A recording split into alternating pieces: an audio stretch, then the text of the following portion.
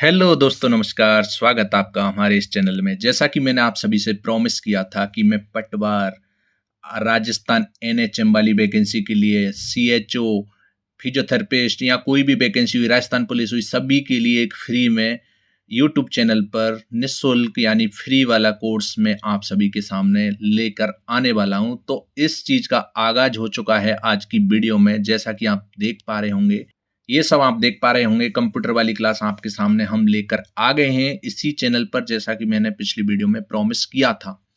तो आज की वीडियो इंट्रोडक्शन ऑफ कंप्यूटर रहने वाली है। कंप्यूटर का इंट्रोडक्शन रहेगा और वो भी बाइलिंगुअल रहेगा, जैसा कि आप देख सकते हो। और अगर आप हमारे चैनल पर नए हो तो चैनल को जरूर सब्सक्राइब कर लेना। ये मैं कमांड क्यों करा रहा हूँ, क्योंकि 45 मार्क्स की आपकी एनएचएम वाली वैकेंसी में यहाँ पर 15 क्वेश्चन आने वाले हैं। तो आपकी मेरिट में आने के लिए 45 मार्क्स आपके लिए बहुत इंपॉर्टेंट रहेंगे और पटवार में 15 क्वेश्चन आने वाले, जो कि 30 मार्क्स के होने वाले हैं। ठीक है, आप समझ सकते हो कि आपके लिए ये क्लास कितनी इंपॉर्टेंट रहेगी। हम 30 से 35 वीडियो आपका सिलेबस कंप्लीट करा देंगे, ये मेरा प्रॉमिस है आप सभी से। तो आप जैसे कि मेरे को अभी से प्यार देना स्टार्ट कर रहे हो, इसी प्रकार एंड तक बने रहना हमारे चैनल पर। और जब जब वीडियो आए, लाइक और कमेंट में बिल्कुल कमी मत छोड़ना। मैं आपसे बार बार ये बात नहीं कहूँगा, लेकिन आप मेरे को सपोर्ट जरूर से जरूर करना। और टेलीग्राम पर ज्वाइन हो सकते हो, क्योंकि वहाँ हम सारी वीडियो के पीडीएफ या फिर क्योंकि सारी वीडियो के लिंक हम वहाँ शेयर करते रहेंगे और इम्पोर्टेंट जानकारी भी शेयर करते रहेंगे। तो चलिए बिना देरी किए वीडियो को स्टार्ट करते हैं। तो वीडियो में हम सबसे पहले पढ़ेंगे, क्या पढ़ेंगे? Introduction of computer. कंप्यूटर का इंट्रोडक्शन पढ़ लेंगे आज की वीडियो में। और सबसे पहली बात कि आप एक एक चीज को पॉइंट टू पॉइंट देखते चलें और नोट भी करते चलें, अगर आपको इंपॉर्टेंट लगता है तो यहाँ से। ठीक है, अब सबसे पहले कंप्यूटर पढ़ते हैं। तो हम कंप्यूटर में क्या पढ़ेंगे? Meaning of the word computer. Computer शब्द का अर्थ पढ़ेंगे। ठीक है, कंप्यूटर शब्द का क्या अर्थ होता है? कंप्यूटर शब्द जो है लैटिन भाषा ग्रीक के कंप्यूट शब्द से बना है। कंप्यूट शब्द का अर्थ है गणना करना। कंप्यूट जो शब्द है, इसका क्या अर्थ है? गणना करना, इसीलिए इसे संगणक या गणक कहते हैं। अब आप इंग्लिश में भी देख सकते हो कि the word computer is derived from the word compute of the Latin language. ठीक है, द वर्ड कंप्यूट मीन्स, इसका मतलब क्या होता है? To calculate. That is why computer is called computer या फिर कैलकुलेटर। इसको हिंदी में क्या बोलेंगे? संगणक या गणक। यहाँ से क्वेश्चन एक ही बन सकता है, वैसे ज्यादा इंपॉर्टेंट नहीं है, लेकिन क्वेश्चन ये बन सकता है कि कंप्यूटर जो शब्द है वो किस लैंग्वेज का है, कहाँ से लिया है? तो लैटिन, जो लैटिन लैंग्वेज है हमारी, वहाँ का है, वहां से लिया गया है और ये कंप्यूट शब्द से बना है। दो क्वेश्चन, कंप्यूटर शब्द किस लैंग्वेज का है? लैटिन। किस शब्द से लिया गया है? कंप्यूट से। और इसका अर्थ क्या होता है? गणना करना या टू कैलकुलेट। ठीक है, ये पॉइंट आपको समझ में आ गया होगा। ये जो क्लास में दे रहा हूं, यहाँ से प्रीवियस ईयर में, प्रीवियस एग्जाम में बहुत सारे क्वेश्चन पूछे जाते हैं।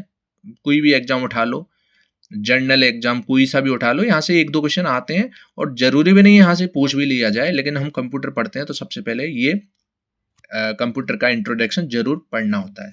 अब हम बात करेंगे कंप्यूटर के बारे में, जिसको संगणक हिंदी में बोलते हैं। वह मशीन जिसका प्रयोग जटिलतम व सूक्ष्मतम गणना के लिए किया जाता है। अब जैसे कोई भी गणना या कैलकुलेशन करनी हो, जो कि हमारे पास पॉइंटों में, पॉइंट के बाद कम से कम सैकड़ों या फिर 200 पॉइंट तक हमको गणना करनी हो, वो हम हाथ से नहीं कर सकते। इतना हमारे पास टाइम भी नहीं है कि हम कर पाएं, और बहुत जटिल हो जाती है। जटिल से जटिल और सूक्ष्मतम गणना, छोटी से छोटी गणना, ये हमारा कंप्यूटर कर देता है। ठीक है, इसका प्रयोग यही है। और नेक्स्ट बात कर लेते हैं गणक, एन्यूमरेटर। गणना करने वाले व्यक्ति या यंत्र को गणक कहते हैं। यानी गणना कोई कर रहा है, वो व्यक्ति हुआ या फिर यंत्र हुआ, पर्सन और मशीन यहाँ पर दे रखा है, तो उसको हम एन्यूमरेटर या गणक कहेंगे। ठीक है, ये भी पॉइंट आपको क्लियर हो गया होगा। अब बात करते हैं इन्वेंशन ऑफ कंप्यूटर, कंप्यूटर का आविष्कार। यहां से क्वेश्चन पूछा जाता है। पहले बहुत सारी एग्जाम में पूछा जाता था, अब इतना नहीं पूछते, क्योंकि सभी इसका क्वेश्चन आंसर सही कर देते हैं। लेकिन हो सकता है कि आपके एग्जाम में ये पूछ लिया जाए कि कंप्यूटर के आविष्कारक या जनक या पिता, यानी इन्वेंटर, फादर ऑफ कंप्यूटर कौन है, यानी पापा कौन है कंप्यूटर के। सीधी सीधी बात बता दूं आपको कि इसका जन्म है, ठीक है, किसका, इसके जनक कौन है, मैं बता दूं कि चार्ल्स बेबेज। चार्ल्स बेबेज, जिनका जन्म है 1791 में, यानी 1791, और 1871 में इनका डेथ हो गया था। ठीक है, अब इनको शॉर्ट में सीबी बोलते हैं, चार्ल्स बेबेज को, और वो कहाँ के निवासी थे? इंग्लैंड में। ये क्वेश्चन एक बार पूछा गया था, तो इसको इंपोर्टेंट लगा सकते हो कि क्या पता दोबारा रिपीट हो जाए। जो चार्ल्स बेबेज है, उनका जन्म कहाँ हुआ? जो कंप्यूटर के आविष्कारक जिनका नाम चार्ल्स बेबेज है, उनका जन्म कहाँ हुआ, यानी कि उनका बर्थ प्लेस कहाँ है? तो इंग्लैंड। ठीक है, आपको समझ में आ गया होगा। तो चार्ल्स बेबेज है, चार्ल्स बेबेज वो गणितज्ञ भी थे, प्रोफेसर भी थे, दार्शनिक भी थे, आविष्कारक भी थे। इतनी सारी इन्होंने अचीवमेंट अपनी लाइफ में की थी। लेकिन सबसे इंपॉर्टेंट क्या रहेगा कि कंप्यूटर के आविष्कारक यानी कि फादर ऑफ कंप्यूटर कौन है? तो वो चार्ल्स बेबेज हैं, सीबी जिनको शॉर्ट में बोलते हैं। क्वेश्चन प्रीवियस ईयर में पूछा गया था कि इंग्लैंड यानी चार्ल्स बेबेज कहाँ के निवासी हैं, कहाँ के रहने वाले थे? तो इंग्लैंड के थे, और वो गणितज्ञ, प्रोफेसर, दार्शनिक और आविष्कारक हैं। ठीक है, अब वाइफ ऑफ चार्ल्स बेबेज, इनका नाम क्यों पढ़ते हैं जॉर्जिना विटमर? क्योंकि इनको मदर ऑफ कंप्यूटर बोल देते हैं। इन्होंने कोई आविष्कार नहीं किया था, लेकिन जॉर्जिना को हम इसलिए पढ़ते हैं क्योंकि वो उनकी वाइफ थी, तो इसलिए उनको हम मदर ऑफ कंप्यूटर बोल देते हैं। एक बार ये क्वेश्चन पूछ लिया गया है, इसलिए मैंने यहाँ पर आपके लिए डाल दिया है कि आप जिसको देख सकते हो। ठीक है, वैसे मदर ऑफ कंप्यूटर दूसरे मैं आगे इसी वीडियो में बताऊंगा। अब बात कर लेते हैं कि मदर ऑफ कंप्यूटर, देखो ये सामने आ गया। मदर ऑफ कंप्यूटर कौन है? एडा लवलेस। एडा लवलेस मदर ऑफ कंप्यूटर है। इसको आप रट लेना, याद कर लेना, क्योंकि फादर ऑफ कंप्यूटर सबको याद है, CB Charles Babbage, but mother of computer किसी को याद नहीं है। अब मैं बात कर लूं कि आपके सामने बहुत सारे फैक्ट हैं, आप बोलोगे सर सारे के सारे याद करने हैं क्या? मैं बता दूं आपको, एक या दो बार आप वीडियो देख लोगे ना, पहली बार अच्छे से स्लो जैसे मैं पढ़ा रहा हूँ इस तरीके से वीडियो देख लो, और सेकंड टाइम आप 2x की स्पीड में या 1.5x या 1.25 की x की स्पीड में आप देखोगे तो आपको अच्छे से 2 बार वीडियो देख लेना, इससे ज़्यादा आपको कुछ नहीं करना है, तो आपको याद हो जाएंगी ये चीज़ें। एक बार में कुछ नहीं होता, क्योंकि मैं भी जानता हूँ कि आप जिस बैकग्राउंड से आते हो आपने शायद नहीं भी पढ़ा होगा या फिर पढ़ भी लिया होगा। तो मैं आप सभी के लिए बता दूं कि आप 1 से 2 बार ये वीडियो देखोगे, चाहे पटवार वाले स्टूडेंट हुए, चाहे राजस्थान पुलिस वाले, चाहे एनएचएम वाले, फिजियोथेरेपिस्ट, स्टाफ नर्स या फिर कंपाउंडर, आयुर्वेद वाले, कोई सी लैब टेक्नीशियन, कोई से भी स्टूडेंट हुए, आपको याद हो जाएंगी ये चीज़ें। अब बात कर लेते हैं कि डिफरेंस इंजन जो 1822 में किसने दिया था? चार्ल्स बेबेज इसको लेकर आए थे। तो चार्ल्स बेबेज ने सबसे पहले 1822 में डिफरेंस इंजन नाम की एक मशीन बनाई थी। ठीक है, क्वेश्चन यहाँ से पूछा जाता है कि सबसे पहले चार्ल्स बेबेज ने कौन सी मशीन बनाई जिसका नाम क्या था? Difference engine. कब बनाई थी? 1822 में। ये छोटे छोटे पॉइंट हैं, आप 1 से 2 बार वीडियो देख लोगे तो आपके माइंड में ये चीज़ें छप जाएंगी, मैं ये गारंटी देता हूँ आपके सामने, क्योंकि हम इसी प्रकार पढ़ते रहेंगे और बार बार रिवाइज करते रहेंगे। और सबसे इंपॉर्टेंट बात में, जैसे ही सिलेबस आपका कंप्लीट हो जाएगा 30 या 20 वीडियो में जैसे ही होगा, तो मैं इसके बाद यूट्यूब पर ही प्रैक्टिस सेट लेके आऊँगा, एमसीक्यू बहुत सारे करा दूंगा, जिससे हजारों एमसीक्यू करा दूंगा 15-20 क्लास के अंदर, जिससे कि आपको एग्जाम में दिक्कत ही ना आए। आप ऐसा सोचोगे जैसे कि आप एग्जाम में जब बैठोगे कि आपने क्वेश्चन सॉल्व किया है। इस मशीन का जो कार्य है वो क्या है कि दशमलव के 20 अंकों तक गणना करने में सक्षम है। ये भाप से चलती है। ठीक है, आप 20 अंक वाला ये पॉइंट याद रख लेना। बाकी और इसमें ये की कौन सी मशीन थी? डिफरेंस इंजन, और 1822 में चार्ल्स बेबेज की पहली मशीन थी जिन्होंने बनाई थी। अब दूसरी मशीन कौन सी बनाई थी? Analytical engine. ठीक है, एनालिटिकल इंजन। इसके बाद चार्ल्स बेबेज ने 1833 में, वो 1822 में, 1822, 1833 में एनालिटिकल इंजन बनाया था, जो डिफरेंस इंजन से अधिक प्रभावशाली था, उससे अधिक ज़्यादा प्रभावशाली था, मोर इफेक्टिव था देन द डिफरेंस इंजन। ठीक है, इसे पहला यांत्रिक इंजन या कंप्यूटर भी कहते हैं। पहला यांत्रिक इंजन या कंप्यूटर किसको कहा जाता है? Analytical engine. किसने बनाया? सीबी ने। कब बनाया? 1833 एनालिटिकल इंजन किसने बनाया? सीबी ने। पहला यांत्रिक इंजन या कंप्यूटर भी जिसको कहा जाता है, वेरी वेरी इंपॉर्टेंट, यहां से लगा लेना। मैं जहां तक समझता हूं, अगर क्वेश्चन उठेगा इस इंट्रोडक्शन वाले चैप्टर से, तो यहाँ से उठ सकता है। अब उसमें 20 दशमलव के बाद पॉइंट के बाद 20 अंकों तक गणना की जा सकती थी, किसमें, डिफरेंस इंजन वाले में, और इसमें दशमलव के बाद एनालिटिकल वाले में 50 अंकों तक गणना करने में ये सक्षम है। इसलिए एनालिटिकल इंजन मोर इफेक्टिव है किससे, देन डिफरेंस इंजन से। ठीक है, अब हम बात कर लेते हैं कि मदर ऑफ कंप्यूटर, कंप्यूटर की माता, जैसा कि हमने पिछला पॉइंट पढ़ा था। ठीक है, तो मैं आप सभी को बता दूं कि एनालिटिकल इंजन पर प्रोग्रामिंग का काम एडा लवलेस ने किया था। जो एनालिटिकल इंजन है उस पर प्रोग्रामिंग का काम एडा लवलेस ने किया था, इसीलिए हम इसको मदर ऑफ कंप्यूटर कहते हैं। जो हम नेट के जरिए सारी चीजें देख पा रहे हैं, यूट्यूब सारी चीजें चला पा रहे हैं, वो प्रोग्रामिंग का काम किसने किया था, एडा लवलेस ने किया था। इसीलिए इनको, एडा लवलेस को मदर ऑफ कंप्यूटर कहा जाता है, क्योंकि एनालिटिकल इंजन पर इन्होंने प्रोग्रामिंग का काम किया था। ठीक है, यहाँ पर एक बार और देख लो कि मदर ऑफ प्रोग्रामिंग एडा लवलेस को कहा जाता है। First computer programmer, first lady computer programming इनको भी कहा जाता है। फर्स्ट कंप्यूटर प्रोग्रामर और फर्स्ट लेडी कंप्यूटर प्रोग्रामिंग इनको भी कहा जाता है। मदर ऑफ प्रोग्रामिंग और मदर ऑफ कंप्यूटर तो है ही है इनका, लेकिन फर्स्ट कंप्यूटर प्रोग्रामर यही है, कौन, एडा लवलेस, और फर्स्ट लेडी कंप्यूटर प्रोग्रामिंग एडा लवलेस को ही कहा जाता है। Computer literacy day, computer literacy day कब मनाया जाता है, ये अच्छा क्वेश्चन है। तो मैं आप सभी को बता दूं कि 2 दिसंबर को, कब, 2 दिसंबर को कंप्यूटर लिटरेसी डे मनाया जाता है।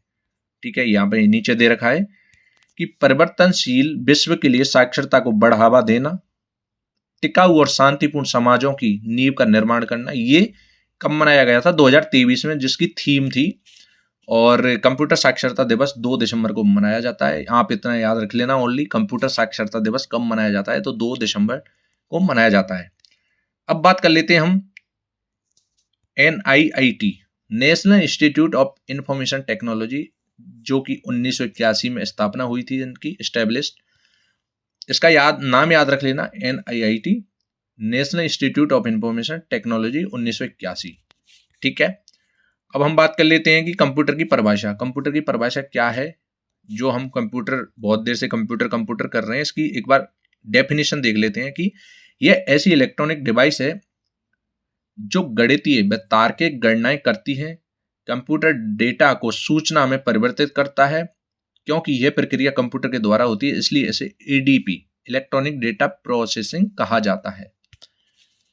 यहां पर आपको समझने वाली बात यह है, इंग्लिश में भी मैं आपको बता दूंगी, computer is an electronic device that performs mathematical operation and performance logical calculation. Computer converts data into information, data को किस में कन्वर्ट करता है, कंप्यूटर इंफॉर्मेशन में। Because this process is done by computer, that is why it is called electronic data processing, जिसको ADP कहते हैं। ठीक है, अब मैथमेटिकल ऑपरेशंस, गणितीय गणनाएं कौन सी होंगी, प्लस माइनस, आप जोड़ घटाव ये करते हो, डिवाइडेशन, मल्टीप्लाई। और लॉजिकल ऑपरेशन में तार्किक गणनाएं, लेस देन, इक्वल, ये सब। और डेटा में कच्चे तथ्य या रॉ फैक्ट्स। अब डेटा क्या होता है, कच्चे तथ्य, यानी कि जैसे कि मैं आपको बता दूं, आटा और पानी मान लो आप, एक कच्चा तथ्य हो गया, उसका अगर प्रोसेसिंग किया, उसकी प्रोसेसिंग हुई, तो पक्का तथ्य क्या बन गया, इंफॉर्मेशन, यानी कि रोटी बन गई। ठीक है, आटा और पानी का एग्जाम्पल लेके आप समझ सकते हो, वो कच्चा तथ्य मान सकते हो, रॉ फैक्ट्स, और उसकी रोटी बना दी, वो पक्का तथ्य हो गया। ठीक है, तो उसको इन्फॉर्मेशन कहेंगे। प्रोसीड डेटा को ही इन्फॉर्मेशन कहते हैं, जो प्रोसीड कर लिया उसको ही इन्फॉर्मेशन कहते हैं, प्रोसीड डेटा को। ठीक है, अब हम बात कर लेते हैं कि इनपुट, प्रोसेसिंग, आउटपुट, यानी कि हमने जो अभी पहले पढ़ा था। ठीक है, तो इनपुट, प्रोसेसिंग और आउटपुट, कंप्यूटर कैसे काम करता है, उसको इनपुट दिया जाता है, वो प्रोसेसिंग करता है और आउटपुट हमारे सामने रख देता है। ठीक है, एग्जाम्पल कि कोई घर में बच्चा है, उसको हमने बोल दिया कि चलो 500 रुपये तुम्हें देते हैं और आप काजू कतली लेकर आ जाओ। ठीक है, तो हमने इनपुट दिया उसको, बच्चे को। अब वो गया घर से भागता भागता और जल्दी से वो घर पर वापस आया, उसने काजू कतली लेकर आया, तो वो क्या हो गया, प्रोसेसिंग हो गई। और वो लेकर हमारे सामने ले आया और उसने हमारे हाथों में दे दी, वो हो गया आउटपुट।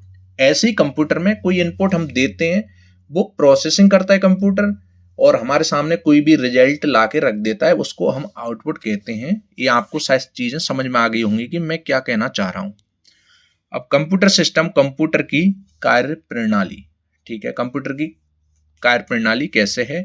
तो जैसा कि मैंने अभी जस्ट बताया आपको कि इनपुट को प्रोसेस करता है और आउटपुट निकालता है और उसके स्टोरेज भी करता है प्रोसेस को, ठीक है। और कंप्यूटर फीचर्स, कंप्यूटर की विशेषताएं हम देख लेते हैं, कंप्यूटर की विशेषताएं कौन कौन सी हैं। तो अब बात कर लेते हैं कि कंप्यूटर की विशेषताओं में सबसे पहले आ जाती है गति, स्पीड।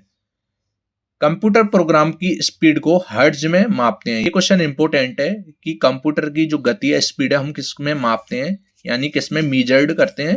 तो हर्ट्ज में, हर्ट्ज में मीजर करते हैं उसको। आप इसको अच्छे से याद रख लेना कि जो कंप्यूटर की गति है उसको हम हर्ट्ज में मीजर करते हैं, मापते हैं, ठीक है। ये क्वेश्चन इंपॉर्टेंट हो गया।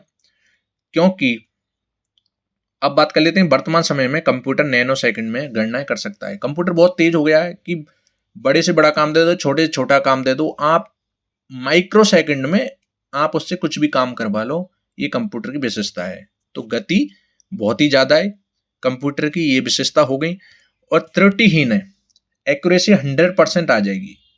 अब आप सोचोगे, आप कहोगे सर कंप्यूटर गलती तो कर देता है, उस पर गलती कंप्यूटर नहीं करता, हम कमांड देते हैं, हमारे द्वारा वो गलती होती है। कंप्यूटर उसमें कोई इंटेलिजेंस ही नहीं है, ठीक है। मैं आप सभी को बता दूं, हम जैसा हम कमांड करेंगे वो ऐसा ही निकाल के दे देगा। लेकिन अगर आप सही कमांड करोगे तो 101%, 100% एक्यूरेसी के साथ आपको काम करके देगा।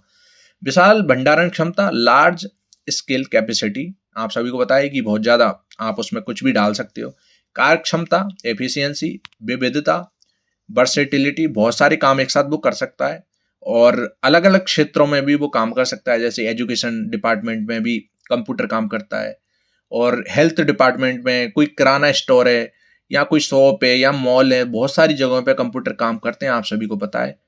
और सक्षमता, डिलीजेंस, ना थकने वाला ना बोर होने वाला, अपनी गति और सटीकता खोए बिना कार्य को करता है। जैसे सुबह काम कर रहा होगा कंप्यूटर, ऐसे ही नाइट के 12 बजे भी काम कर रहा होगा, चाहे रात के 4 बजे काम करवा लो, वो सेम स्पीड में काम कर रहा होगा। अब अगला पॉइंट क्या आ जाता है कि गोपनीयता बनाए रखना। अब वो गोपनीयता बनाए रखता है, प्राइवेसी। अगर आप जैसे उस पर चाहते हो, कमांड देते हो, प्राइवेसी बना के रखेगा। और विश्वसनीयता और स्वचालित, ऑटोमेटिक होता है। आप सभी को ये सारे पॉइंट पता हैं, लेकिन मैंने कंप्यूटर का इंट्रोडक्शन पढ़ रहे हैं तो मैंने सोचा एक बार आपको सारी चीजें डिटेल में बता देते हैं। किसी भी कार्य को करने से पहले उसकी बेसिक नींव मजबूत करनी जरूरी होती है, तो इसलिए मैंने सोचा ये आप सभी के सामने ये सारे पॉइंट रख देता हूं, जिससे कि आपको दिक्कत ना आए समझने में। अब हम बात कर लेते हैं लिमिटेशन ऑफ कंप्यूटर। कंप्यूटर की लिमिटेशन क्या है? ये वायरस थ्रेट, वायरस आ सकता है इसमें। डिपेंडेंस ऑन इलेक्ट्रिसिटी, इलेक्ट्रिसिटी पर डिपेंड रहता है। अगर लाइट गई तो कंप्यूटर बंद हो गया। अब आप कहोगे सर हमारे भैया जी का जो लैपटॉप है वो तो बिना लाइट के चलता है, तो आप सभी को पता है वो चार्ज होता है, पहले उसको चार्ज करते हैं फिर चलता है, ऐसा नहीं है कि वो डायरेक्ट चल रहा है। Lack of intelligence, upgrade and update, ठीक है। लैक ऑफ इंटेलिजेंस का मतलब क्या है कि यहाँ पर इसमें कोई बुद्धि नहीं होती, बुद्धिमत्ता नहीं होती। अब वो इंटेलिजेंट नहीं है, उसकी जीरो इंटेलिजेंस ही है। हम उससे जैसा कहेंगे वो ऐसा काम करेगा, ऐसा नहीं है कि उसके अंदर बहुत ज्यादा इंटेलिजेंस ही है। एक 0% इंटेलिजेंस ही है, हम जैसा कहेंगे वो ऐसा काम करेगा। अपग्रेड एंड अपडेट, इसको बार बार करना पड़ता है। Lack of common sense, common sense जब बुद्धि नहीं होगी तो कॉमन सेंस कहाँ से होगा? No IQ, no feeling kind think, ये सभी चीजें आपको पता है। और काइंड डिसाइड और कॉमन सेंस, ये आप सभी को बता दिया। Kind implement, depend on user, ये यूजर पर डिपेंड रहता है, ऐसा नहीं है कि कुछ काम खुद से कर ले, ठीक है। बुद्धिमत्ता, विद्युत पर निर्भर, बेरोजगारी, एक्सपेंसिव, खर्चीला भी बहुत है। और बेरोजगारी कैसे कि कंप्यूटर ने बहुत सारे लोगों का रोजगार छीन लिया है, कि जिस काम को आज से 20 साल 50 साल पहले करने में 10 से 12 लोगों की जरूरत होती थी, उस काम को आज एक बंदा कर रहा है, आप सभी को पता है। जहां पर 10-12 लोगों की जरूरत होती थी आज से 10-15 साल पहले, 20 से 50 साल पहले 10 से 12 लोगों की जरूरत होती थी, वहां एक आदमी आज काम कर रहा है और ये खर्चीला भी बहुत है, इसलिए इसने बेरोजगारी बढ़ा दी है।